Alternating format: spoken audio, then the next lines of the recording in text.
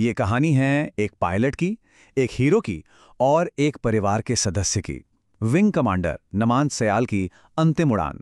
ये सिर्फ एक हादसा नहीं, बल्कि साहस और बलिदान की एक ऐसी दास्तां है जो हमें हमेशा याद रहेगी। चलिए जानते हैं इस पूरी कहानी को।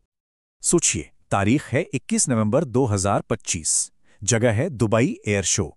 हवा में जेट फ्यूल की महक है और चारों तरफ हजारों लोगों का शोर। दुनिया के बेस्ट पायलट्स आसमान में अपनी कला का प्रदर्शन कर रहे हैं। माहौल में एक अलग ही रोमांच है। लेकिन फिर देखते ही देखते सब कुछ बदल गया। एक शानदार करतब एक भयानक हादसे में तब्दील हो गया। सबके जहन में बस एक ही सवाल था, आखिर हुआ क्या? इस हादसे की गहराई को समझने के लिए पहले उस इंसान को जानना जरूरी है जो उस विमान को उड़ा रहा था। कौन थे विंग कमांडर नमान सयाल? चलिए उनके जीवन पर एक नजर डालते हैं। देखिए, उनके लिए देश सेवा कोई नौकरी नहीं थी। ये तो एक तरह से पारिवारिक विरासत थी। उनके पिता आर्मी में अपनी सेवा दे चुके थे और उनकी पत्नी खुद एयरफोर्स में एक ऑफिसर हैं। कह सकते हैं कि सेवा उनके खून में थी। तो नमान सयाल का जन्म 1991 में हिमाचल की खूबसूरत वादियों में हुआ था। एक सैन्य परिवार में पले बढ़े जहां देश सेवा ही सबसे बड़ा धर्म माना जाता था। और वो सिर्फ एक समर्पित अफसर ही नहीं, बल्कि एक प्यार करने वाले पति और एक 6 साल की बेटी के पिता भी थे। अब बात करते हैं उनकी प्रोफेशनल सफर की। ये कहानी है कि कैसे उन्होंने अपनी मेहनत और काबिलियत के दम पर आसमान की बुलंदियों को छुआ। उनका करियर ग्राफ देखिए, लगातार ऊपर ही गया। 2009 में जब वो वायुसेना में आए तो उन्होंने MiG-21 जैसे क्लासिक जेट से शुरुआत की और फिर Su-30 MKI जैसे सबसे मॉडर्न विमानों पर भी अपनी पकड़ बनाई। वो सिर्फ एक पायलट ही नहीं, बल्कि फ्लाइंग इंस्ट्रक्टर बनकर अगली पीढ़ी को भी तैयार कर रहे थे। और आखिरकार उन्हें देश के सबसे अहम प्रोग्राम्स में से एक तेजस के लिए चुना गया।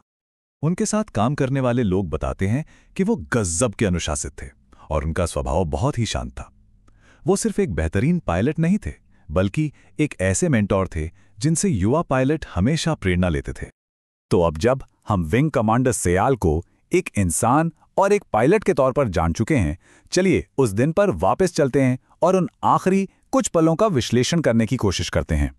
तो हुआ ये कि विंग कमांडर सयाल एक बहुत ही मुश्किल करतब कर रहे थे, जिसे नेगेटिव जी टर्न कहते हैं, और ये वो बहुत ही कम ऊंचाई पर कर रहे थे।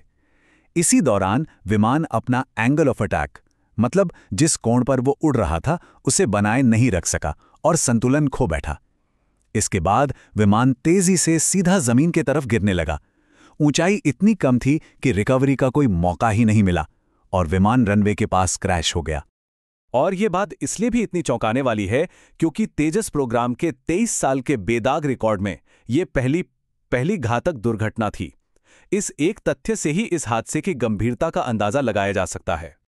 इस हादसे के फौरन बाद भारतीय वायुसेना ने एक कोर्ट ऑफ इंक्वायरी का आदेश दिया। ये एक तरह की ऑफिशियल जांच होती है ताकि पता लगाया जा सके कि असल में चूक कहाँ हुई थी और भविष्य में ऐसी घटनाओं को कैसे रोका जा सकता है।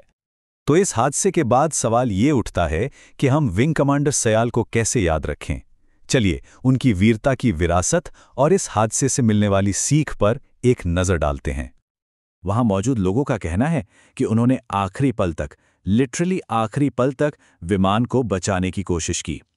अपनी जान की परवाह किए बिना उनका पूरा ध्यान अपने कर्तव्य पर था। ये उनके अदम्य साहस का सबसे बड़ा सबूत है। असल में यह हादसा हमें उन सभी पायलटों के शौर्य की याद दिलाता है जो हर दिन अपनी जान दांव पर लगाते हैं, खासकर तब जब वो दुनिया के सामने अपने देश की ताकत का प्रदर्शन कर रहे होते हैं।